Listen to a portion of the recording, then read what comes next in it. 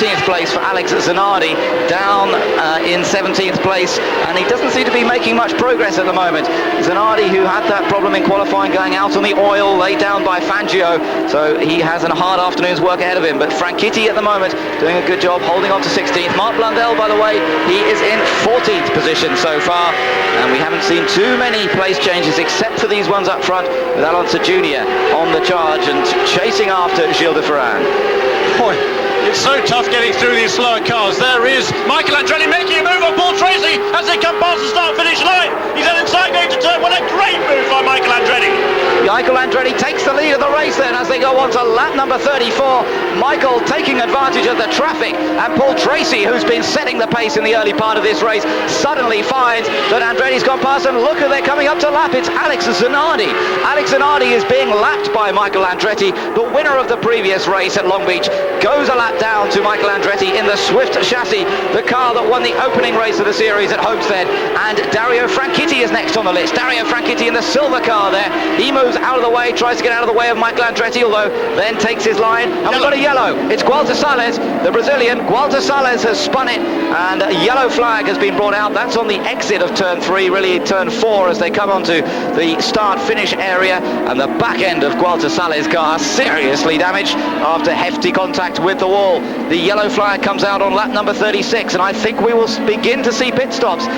Talking to Ron Meadows just before the start of the race, team manager for the Walker Racing, he said if it goes 35 laps, just after 35 laps, then you'll see people come in. We're on lap number 36, so we could well see the cars beginning to make pit stops after this yellow flag, and they won't be allowed in straight away, but then the pit lane will be opened and the cars on the lead lap will be allowed in. Now let's see what happened here to Gualter Salles, the white car at the back of this group. Round it goes, just lost the back end. That's a serious case of going loose, as the Americans would say, and contact into the wall. Yeah, very close behind Brian Herter he was there as he came into that corner there. Probably lost a little just downforce on the car, both front and rear. Just unsettles the car. And Gualter, he's a rookie here. He's his first time in an IndyCar, and he seems to be fine. He's pulling off the balaclava there, but a lesson learned the hard way for Gualter Salles.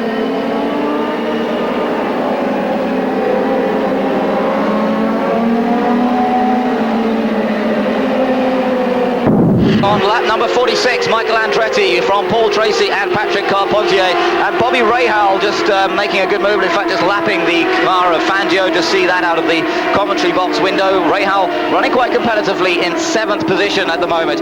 There you can see also Gilles de Ferran making up some ground, but still being chased by Alonso Jr. And that was the battle we were concentrating on just before the last yellow flag came out. Then Maurizio Guterman is next up in 6th position, and then behind him it is Bobby Rahal. Meanwhile, Mark Blundell has moved up to 12th position as a result of Salles going out. Dario Franchitti up to 14th place. Zanardi still down there in 16th place, having been lapped by Michael Andretti. And indeed now Paul Tracy has also gone ahead of Zanardi by a lap. Concentrating there though on Alonso Jr. Remarkable that he hasn't actually ever won on this racetrack. Jeremy, it seems a bit of something missing from his CV. He's had so much success on the ovals. Yeah, he has. In 94 it was. He's qualified 16th, I think it was, here, and came flying through the field and finished a magnificent second. Was certainly in contention. He was very much in contention last year as well. He's a great driver. He's a great race car driver. He's very smart. He's very shrewd. He doesn't take unnecessary chances. He will wait for the opportunity to pass Gilles de Ferran, and until a clear opportunity presents itself, I don't think we're going to see Alonso Jr. sticking his nose somewhere where it doesn't belong. Michael Andretti's lead is around 2 seconds. 20.2 was his last lap. 20.0 was Paul Tracy's last lap. So Tracy not quite as comfortable as he was in the early stages of the race, and that is something we have to look for with all of the cars. How much is their performance dropping off as they go through each stint, as their set of tyres gets more worn? All of them are on slightly different tyre combinations. We've got the mixture of Goodyear and Firestone tyres, but within that there are 2 different Goodyear tyres, 2 different Firestone tyres, and there seems to be quite a lot of disagreement, if you like, this weekend, Jeremy, as to which of the tyres to run. Meanwhile, we better just keep an eye on this battle. Look at this, Alonso Jr. now coming up to pass Gilles de Ferran, goes through easily, makes it look very easy, although he had to squeeze past Max Papis at the same time. But that means that Alonso Jr. has moved up into 4th position, and he is on a charge again. Well, that was close, wasn't it? Max Papis, I'm not sure that he actually seen those 2 cars coming past him, and Gilles de Ferran likewise. wise. He turned in there, and it was only at the last minute, I believe, that he saw Alonso Junior there. Great move by Junior, and he's now set his sights up. Oh, look at this battle for the lead. Paul Tracy almost getting around the outside. Sorry to interrupt you there, Jeremy, but Paul Tracy had a big opportunity to get back into the lead there. Yeah, and that was Greg Moore out of the pits. Michael Andretti in the pits. So Michael making a pit stop. This is slightly unexpected. Lap number 52. It's a little bit too early for a normal pit stop. It's under green flag as well. His pit stop is right down the end of the pit lane. He's almost one of the last garages, or one of the last pit bays. So he comes in. Are there any extra problems, or is this a routine stop? It looks pretty routine to me at the moment. And Michael Andretti is refueled. New set of tyres goes on. Perhaps the handling was just beginning to go away, and he decided that it was at this opportunity that he should come into the pits. Yeah, you can't afford, if the car is not working properly, you've got to get into the pits as quick as you can and take on service. You can't afford to have a car that's loose and you're losing ground all the time. You need to get in there and change those tyres, get a fresh set, get the balance back on the car, and try and make up the time again.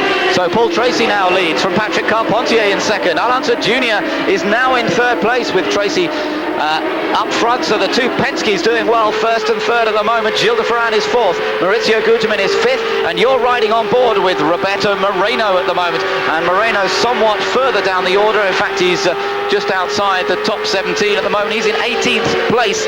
Moreno much happier though with the car from this morning's warm-up, and gradually getting used to driving this Swift chassis on an oval. It's his first opportunity to do that. He's had no testing whatsoever. He's been thrown in at the deep end as he stands in for Christian Fittipaldi, but Moreno doing a good job. The main thing this afternoon is just to keep it consistent and try and get a finish at the end of it. Now we switch to the car of Bobby Rahal. Rahal lying in 6th place, and he's chasing after Maurizio Gugelmin. Meanwhile, up front, Paul Tracy continues to lead and lapping in the 22-second bracket last time round. Bit of traffic ahead of him. Carpentier in second and Alonso Junior in third. There is a battle for 6th place now. Bobby Rahal holding off young Richie Hearn there. There's a contrast in experience there. Bobby Rahal, of course, a 3-time champion at this level. Richie Hearn in his only 2nd season of IndyCar racing, doing a fabulous job with John Della Penna's Lola, and he's giving Bobby Rahal all he can handle right now.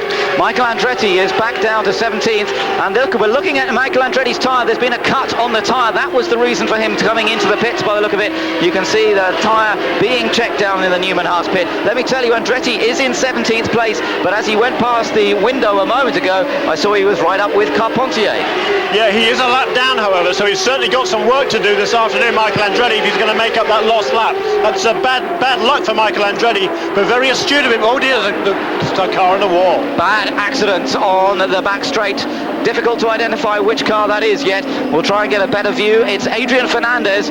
Adrian Fernandez, the Mexican, in the other of the Tasman Motorsport Lolas. We've seen Andre Ribeiro go out. That's his teammate with a broken drive shaft. Was a bit more broken than just a drive shaft on Adrian Fernandez's car. Yeah, no kidding. That's a shame. That's the end of the Tasman effort this weekend. Diane Hall, the engineer on that car, a British engineer, the only female engineer on the IndyCar circuit. She used to work with John Barnard. So we see a replay perhaps of this incident. We can just, well, a bit too far away, isn't it? But he was obviously right in company there with another car. It's Michael Andretti, isn't it? Michael was had got ahead of Carpentier. That's interesting. So Michael trying to get himself back up on the lead lap, down in 16th place, but the accident to Adrian Fernandez. Obviously going very, very quickly at the moment. If he was able to get past Carpentier, having to make up for that early pit stop though with the cut tyre, remember, and that's put him well down the order. Yeah, fresh tyres and a full head of steam from Michael himself. One presumes there's no contact there between those two cars. They must have been in pretty close proximity there. Shame we didn't have a shot from Michael's onboard camera, but he was charging back up through the field, and here we see it from. Oh no, he just lost it on his own. So I don't know who that was. Michael, wasn't it? Who only just missed him. I mean, that again. You remember how well Michael avoided that accident to Fittipaldi and de Ferran in Australia? Well, another remarkably piece of reactive driving there, really, from Andretti, just to nip past Fernandez as Fernandez lost it in front of him. And well, you can tell Michael's an experienced racer. He just looks for the gap, doesn't look at the car that's spinning. He goes for the gap, and in that case, he found it, didn't he?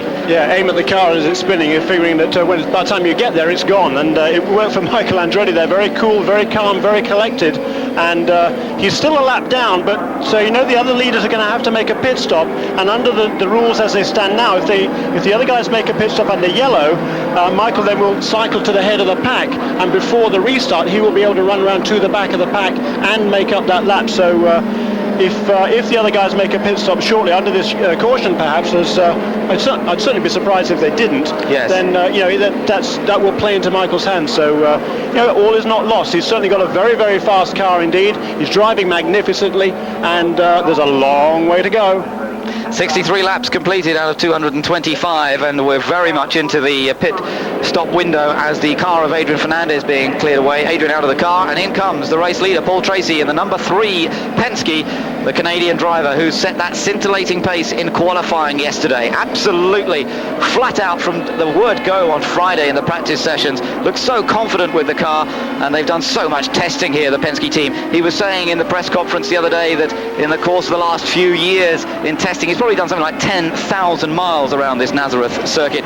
He knows it better than anybody, and the pit stop goes cleanly by the looks of things. Gets Simak out and just tries to avoid the wheel of Patrick Carpentier. Very important round of pit stops this. Perhaps teams can take advantage of this pit stop to gain position. Paul Tracy comes out of the pits once again, and just looking on down the field, Maurizio Gugelmin has had a good pit stop. Bobby Rahal, Alanson Jr. Coming out, so he maybe has lost a place or two there, and once it's all settled down, Mark Blundell comes back out of the pits as well, and Mark had dropped down the order a little bit, but it'll all sort itself out after this round of pit stops as they've completed the next lap. Yeah, I think he was running in 10th there, and here comes Patrick Carpentier out of the pits.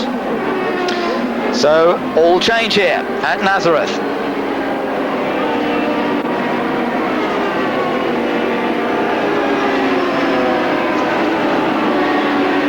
Roberto Moreno being serviced by the Newman-Haas crew. Teammate, don't forget, to Michael Andretti as he's taken over that car.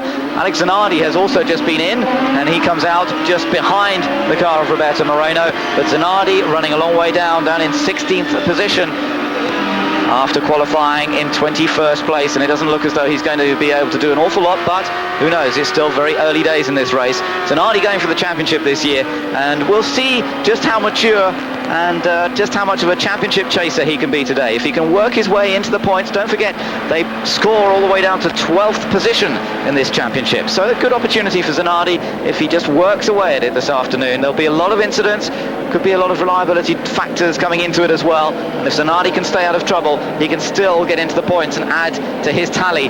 But working against him is the fact that Tracy's going well. Michael Andretti's got a very fast car, and Andretti lying third in the championship. Scott Pruitt, the championship leader, though, not really on the pace so far, either in qualifying or in the race. No, it's strange, isn't it? He's been struggling a little bit all weekend here. He's certainly gone well here in the past. He's also, I know he was very worried about the car going loose in the race. They worked very, very hard throughout practice to make sure that didn't happen when we come to the race this afternoon. But there he's back in 11th place at the moment. His teammate Raul Boesel in the lead, and really looking very, very strong indeed. Patrick Carpentier, I think, must have had something go wrong during his pit stop. He's dropped all the way back to 13th place. That's a tragedy for Patrick Carpentier. But John Stone, Michael Andretti, I think, are both back on the lead lap now. And before we get ready for the restart, they will be waved past the pace car, and we'll be able to join on the back of the lead lap. So Michael Andretti, he may be running 15th, but I think he'll be back on the lead lap, and that's exactly what he needs. That's right, yeah, so that will make a big difference for Michael as the others lead round. Raul Boesel at the head of the queue now behind the pace car, so he leads this race, and Dario Franchitti is now in second position as a result of his earlier pit stop, well, both of their earlier pit stops, then Tracy third, Gugelmin fourth, and De Ferran in fifth position. So it will be fascinating to see how Boesel and Franchitti get on with those earlier pit stops that they made, and I wonder if that's going to work to their advantage or not. Certainly at the moment, Boesel leads with Franchitti in second, and they've got the fast man, Paul Tracy, right behind them when they get ready for the restart. Lap number 69 they're on now out of 225, and it's Raul Boesel who leads on this yellow flag period behind the pace car.